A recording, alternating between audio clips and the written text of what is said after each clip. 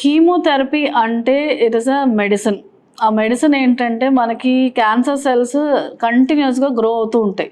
So మన బాడీలో అలా కంటిన్యూస్గా గ్రో అయ్యే కొన్ని సెక్షన్స్ ఆఫ్ సెల్స్ ఉంటాయి.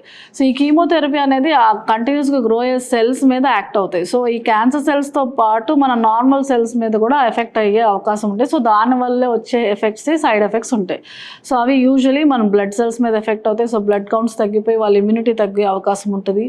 నెక్స్ట్ హెయిర్ ఫాలికల్స్లో కూడా కంటిన్యూస్గా సెల్స్ డివైడ్ అవుతూ ఉంటాయి. సో దాని మీద హెయిర్ రాలిపోతూ ఉంటుంది. నెయిల్స్ మీద ఎఫెక్ట్ ఉంటుంది. అలాగే గట్ లైనింగ్ అంటాం, ఆ గట్ లైనింగ్లో కూడా ఎఫెక్ట్ ఉంటుంది. సో దానివల్లే వాళ్ళకి వామిటింగ్స్, నాజియా లేదా డయేరియా ఇలాంటి సిమ్టమ్స్ ఉంటాయి. అండ్ జనరలైజ్డ్గా ఓవరాల్గా జనరల్ వీక్నెస్ ఉంటుంది.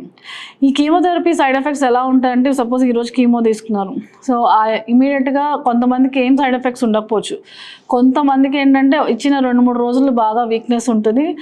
And they will slowly after 3rd day 4th day normal అయిపోతారు. సో మంచిగా నార్మల్ అయిపోయాం అనుకునే లోపల నెక్స్ట్ సెకండ్ కీమోకి రెడీ అయ్యే అలాంటి సిచ్యువేషన్ ఉంటుంది అనమాట. మెడ్ ప్లస్ లో అదే మెడిసిన్, అదే క్వాలిటీ, మార్కెటింగ్, డిస్ట్రిబ్యూషన్, ఇంకోటి అంటూ వీళ్ళకి అదనపు ఛార్జీలు ఉండవు. అందువల్లే 50 to 80% డిస్కౌంట్ లో మనకు అందిస్తున్నారు.